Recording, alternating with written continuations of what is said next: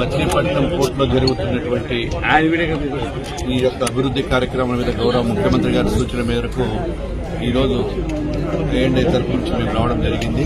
అప్పుడు జరుగుతున్నటువంటి పనులు చాలా నిదానంగా జరుగుతున్నాయి.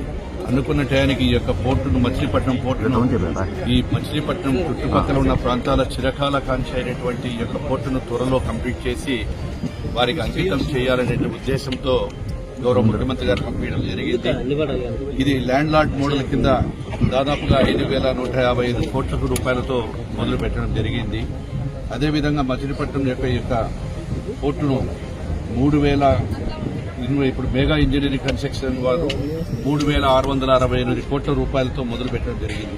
కాంట్రాక్టుకు అప్పచెప్పిన తర్వాత పని చేయడానికి కేవలం 30 మంత్స్ మాత్రమే ఉన్నది.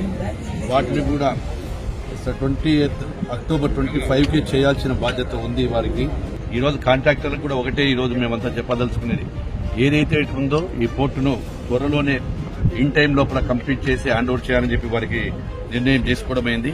ప్రతి నెల కూడా గౌరవ ముఖ్యమంత్రి గారు దీన్ని రివ్యూ చేస్తా ఉన్నారు. ఎందుకంటే ఈ తీర ప్రాంతంలో ఇది సెంటర్ ఆఫ్ పాయింట్ అయిపోతుంది. అమరావతికి gateway of Machilipatnam port gateway of గా నిలబడాలనేటువంటి ఉద్దేశంతో ఇందాకే దాని గురించి ఇంకా చేయవలసినవి ఏమున్నాయి, పోర్టులకు ఎక్కడికి పోవాలన్నా అందులో అమరావతికి అతి దగ్గర ప్రాంతం. అటు ఇందాకే మేము మాట్లాడుకుంటే చెప్పాము, చెన్నైకి పోర్టు ఉంది అమరావతి రాజధానికి, మిగతా చోట్ల కూడా బాంబేలో ఉన్నాయి, అన్ని చోట్ల ఉన్నాయి.